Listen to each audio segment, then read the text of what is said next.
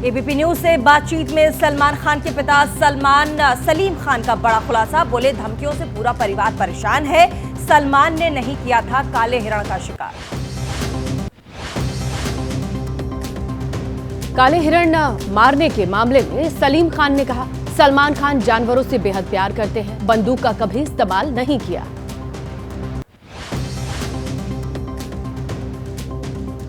बिश्नोई महासभा के राष्ट्रीय अध्यक्ष देवेंद्र बुढ़िया बोले, सलमान खान और उनका पूरा परिवार एक नंबर का झूठा है। कहा, सलमान खान के परिवार का ये दूसरा अपराध है।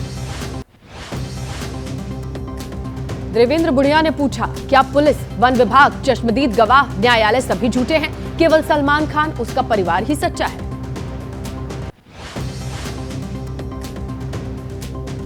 सलीम खान ने पूछा, किससे और क्यों माफी मांगो? जिल्लत, इज्जत, जिंदगी, मौत खुदा के हाथ में।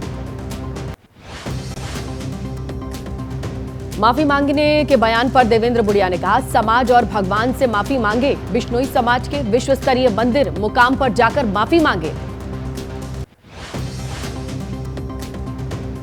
सलीम खान ने कहा, घर में भी परिवार सुरक्षा का खतरा है और साथ ही जिस खिड़की पर गोली चली उस जगह के साथ घर में कई जगहों पर नहीं बैठते हैं परिवार के लोग। रंगदारी मांगने के मामले पर सलीम खान के आरोप पर बिश्नोई महासभा ने कहा, लॉरेंस और हमें उनका पैसा नहीं चाहिए। सलीम खान ने समाज को किया है आहत।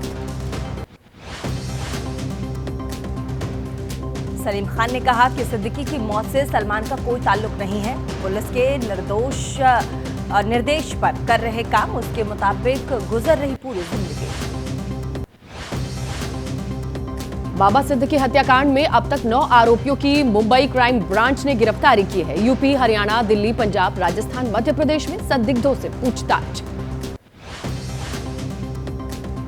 पुलिस की पूछताछ में गिरफ्तार आरोपी राम कनौजिया का खुलासा। बाबा सिद्दीकी को मारने के लिए पहले अपराधियों ने मांगा था 1 करोड़ रुपए।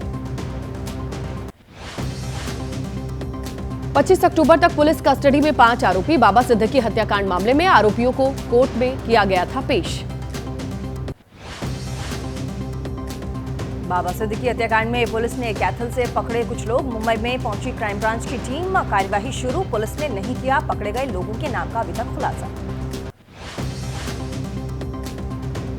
4 दिन की पुलिस कस्टडी में सुखबीर उर्फ सुक्खा, सलमान खान के घर फायरिंग मामले में आरोपी। 5 शूटर्स को दी थी सलमान खान के पनवेल फार्म हाउस की रेकी की जिम्मेदारी। बहराइच हिंसा मामले में कार्यवाही। अवैध निर्माण को लेकर मुख्य आरोपी अब्दुल के घर पर पीडब्ल्यूडी ने चिपकाया नोटिस। अवैध निर्माण को लेकर कई दुकानों और घरों पर नोटिस चस्पा की गई।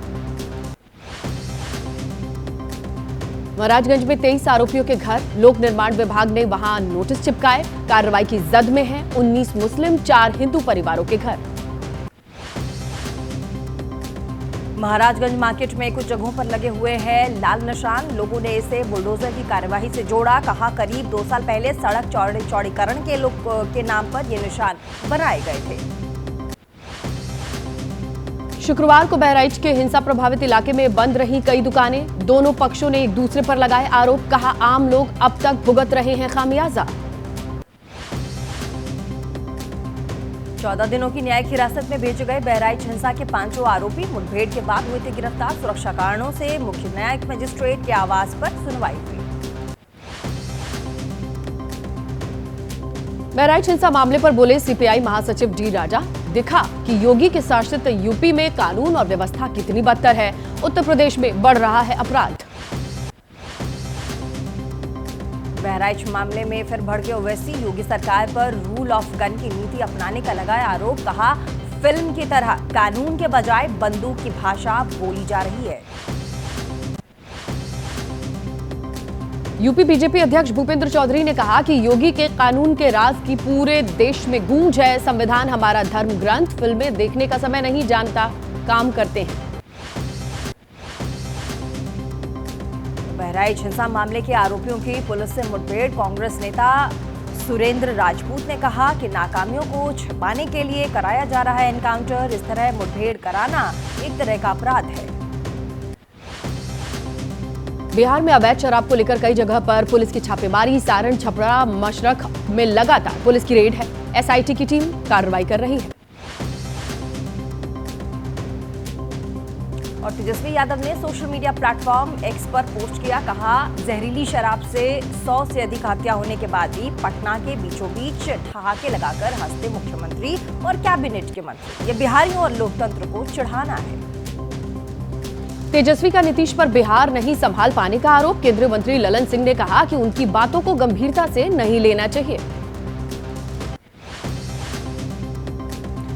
जहरीली शराब त्रासदी पर आरजेडी नेता मनोज कुमार झा ने कहा कि सरकार ऐसी दुर्भाग्यपूर्ण घटना में भी छुपाना चाहती है आंकड़े। तेजस्वी यादव ने सही कहा, यह एक उद्योग और सिंडिकेट है। जहरीली शराब से मौत के मामले पर बोले पप्पू यादव, बिहार में बेची जा रही है शराब और गरीब आदमी ही पी पाते हैं जहरीली शराब। बीजेपी सांसद राजीव प्रताप रूढ़ी का दावा, बिहार में चल रहा है कोई बड़ा अंतर्राज्यीय गिरोह। सारण जिला में दूसरी बार हुई है ऐसी घटना। बिहार के उप मुख्यमंत्री विजय कुमार सिन्हा ने कहा कि बिहार में पूरी तरीके से शराबबंदी लागू, इसे पूरी तरीके से लागू कराने के लिए सब सहयोग करें। बीजेपी के कद्दावर नेता रविशंकर प्रसाद ने किया है दावा, बहुत प्रभावी रूप से काम कर रही नीतीश सरकार। शराबबंदी को लागू कराने के लिए प्रशासन को सजग रहने की जरूरत है। शराबबंदी से जुड़े सवाल पर बीजेपी नेता दिलीप जायसवाल ने दिया विवादित बयान, कहा शराबबंदी हटाने की बात करने वालों के शराब माफियाओं से संबंध। दिलीप जायसवाल के बयान पर बोले आरजेडी प्रवक्ता एजाज अहमद, दिलीप जायसवाल ने जिन शब्दों का इस्तेमाल किया उनसे पता चलता है कि बीजेपी की परंपरा आखिर क्या है।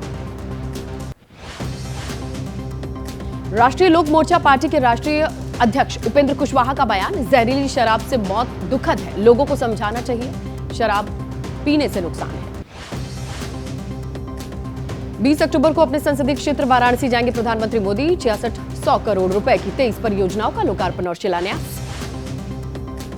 गुजरात में आरएसएस प्रमुख मोहन भागवत का बयान आया सामने, बोले भारत कभी युद्ध नहीं करता और साथ ही ऐसे हालात भी पैदा नहीं करता। हम चाहते हैं कि सब एक साथ रहे और पाकिस्तान पर जो भी हमारा फैसला हो वो सबके सहमति से हो। कार्यभार संभालते ही एक्शन में उमर अब्दुल्ला, जम्मू कश्मीर को फिर से राज्य का दर्जा देने के लिए पारित किया गया प्रस्ताव। पीएम मोदी से जल्द कर सकते हैं मुलाकात। उमर अब्दुल्ला के फैसले पर भड़के इंजीनियर राशिद, जम्मू कश्मीर सरकार राज्य का दर्जा बहाल करना चाहती है, अनुच्छेद 370 नहीं। बीजेपी पर नेशनल कॉन्फ्रेंस की मदद का भी आरोप लगाया। अडानी समूह के अध्यक्ष गौतम अडानी ने शुक्रवार को तेलंगाना के मुख्यमंत्री ए रेवंत रेड्डी से मुलाकात की। अडानी ने young India skills university programme के लिए सौंपा 100 करोड़ का चेक। और अडानी और रेवंत रेड्डी की मुलाकात पर बीआरएस ने राहुल गांधी को घेरा। एक्स हैंडल पर लिखा, इस जोड़ी को क्या नाम दें। बीआरएस के कार्यकारी अध्यक्ष और साथ ही केटी रामाराव ने कहा कि मुख्यमंत्री के दान लेने की बात अब पाखंड लगती है। चंडीगढ़ में हरियाणा कांग्रेस विधायक दल की बैठक हुई। नेता चुनने का फैसला आला कमान पर छोड़ा। पर्यवेक्षकों ने विधायकों से 1-to-1 रायशुमारी की। हरियाणा में पद संभालते ही एक्शन में सीएम नायब सिंह सैनी, अनुसूचित जाति के आरक्षण में कोटे के अंदर कोटा लागू किया। हरियाणा में कोटे के अंदर कोटा लागू होने पर भड़की बीएसपी सुप्रीमो मायावती, दलितों को बांटने का आरोप लगाया। चंडीगढ़ में अपराधियों को सीएम नायब सिंह सैनी की 2 टूक। अपराधियों के लिए उन्होंने कहा कि आगे ऐसी कोई भी कार्यवाही होगी तो उसको सख्ती से निपटा जाएगा। महाराष्ट्र चुनाव को लेकर के बीजेपी में मंथन। अमित शाह के आवास पर करीब 3 घंटे तक मीटिंग चली। राहुल गांधी आज झारखंड में फूकेंगे चुनावी बिगुल। रांची में जनसभा को संबोधित करेंगे। इंडिया गठबंधन के सीट बंटवारे का भी आज हो सकता है ऐलान। झारखंड विधानसभा चुनाव के लिए एनडीए के बीच सीट शेयरिंग की घोषणा। बीजेपी 68, आजसू 10, जेडीयू 2 और एलजेपी रामविलास पार्टी 1 सीट पर चुनाव लड़ेगी। झारखंड में एनडीए सहयोगियों के साथ सीट बंटवारे पर बोले केंद्रीय मंत्री Shivraj Singh Chouhan, perfect seat sharing है, हम जीत रहे हैं, एनडीए सरकार बनाएगी। झारखंड चुनाव में जेडीयू को मिली सीटों पर केंद्रीय मंत्री ललन सिंह का बयान, गठबंधन के तहत चुनाव लड़ा जाएगा। झारखंड चुनाव से ठीक पहले एनडीए को बड़ा झटका। आजसू पार्टी के उपाध्यक्ष उमाकांत रजक ने पार्टी की प्राथमिक सदस्यता से इस्तीफा दिया। झारखंड विधानसभा चुनाव में इंडिया गठबंधन के सीट बंटवारे पर आज लग सकती है मुहर। रांची पहुंचे तेजस्वी यादव ने कहा कि थोड़ा धैर्य रखिए। एमवीए में 25 से 30 विधानसभा सीट को लेकर गतिरोध। महाराष्ट्र कांग्रेस अध्यक्ष नाना पटोले बोले, अंतिम फैसला आलाकमान करेगा। एमवीए में सीट बंटवारे पर बोले उद्धव ठाकरे, सहयोगियों के बीच सीट बंटवारे पर बातचीत अंतिम चरण में है। 2 से 3 दिन के भीतर सीट बंटवारे का ऐलान होगा। और शिवसेना सांसद श्रीकांत शिंदे का एमवीए पर तंज, बोले कुछ लोग सिर्फ सरकार बनाने का सपना देख रहे हैं। टोली माफी के साथ साथ किसानों को मुफ्त में दी बिजली, साथ ही पिछली सरकार ने जो घोटाले किए उससे भी निजात देने का काम किया। समाजवादी पार्टी के राष्ट्रीय अध्यक्ष अखिलेश यादव महाराष्ट्र दौरे पर, आज उनका दूसरा दिन। धुले में सार्वजनिक कार्यक्रम को संबोधित करेंगे।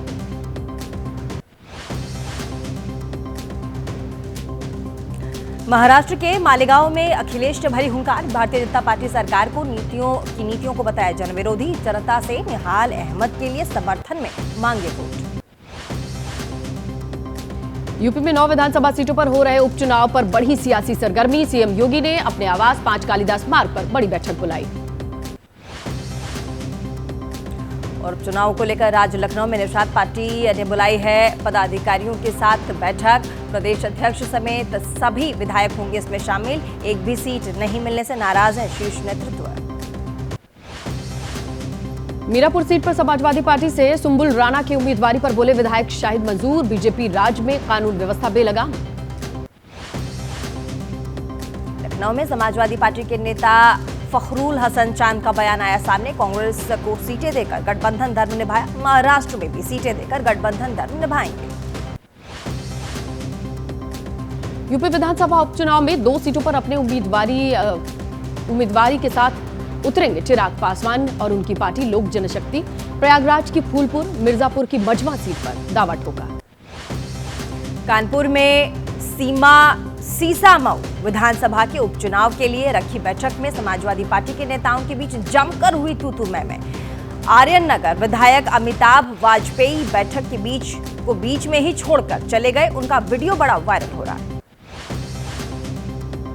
दिल्ली के जवाहरलाल स्टेडियम में दक्षिण कोरिया का कल्चरल फेस्ट रंग दे कोरिया, दक्षिणी कोरिया दूतावास के कोरियन कल्चरल सेंटर इंडिया ने आयोजन किया।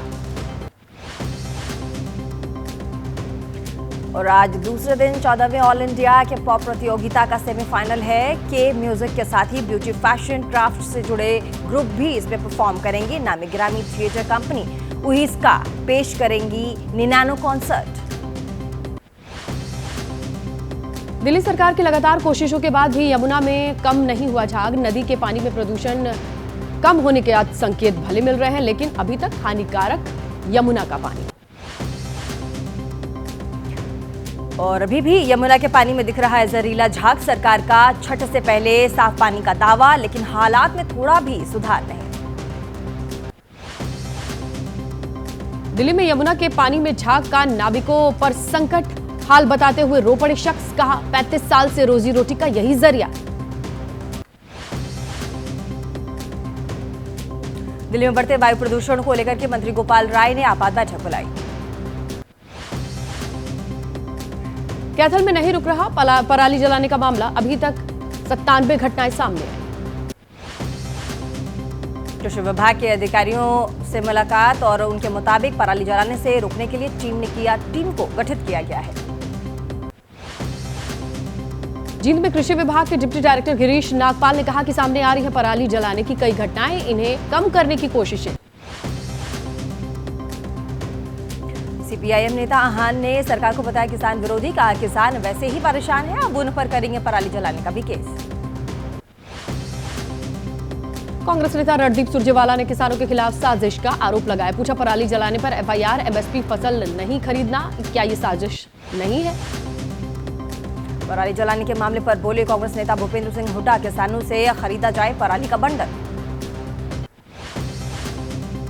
कांग्रेस नेता कुमारी सलजा ने एक्स पर पोस्ट कर कहा बीजेपी सरकार का किसानों पर एक और हमला। किसानों को दंडित करने के बजाय सरकार को देना चाहिए समाधान। कोलकाता के डॉक्टरों ने दी है चेतावनी, अगर ममता बनर्जी ने नहीं मानी 10 मांगे तो मंगलवार को पूरे राज्य में हड़ताल करेगी सरकारी और प्राइवेट अस्पताल के जितने भी डॉक्टर्स हैं। पंजाब के किसानों का मंडियों में धान की खरीद नहीं होने का आरोप, कहा कि धान से भरी हुई हैं मंडियां, ऐसे में केंद्र और राज्य सरकार दोनों ही जिम्मेदार। पंजाब के किसान संगठनों ने लगाया सरकार पर टॉर्चर करने का आरोप, कहा नहीं हो रही है धान की खरीद और धरने की बात हुई तो किया जा रहा है प्रताड़ित।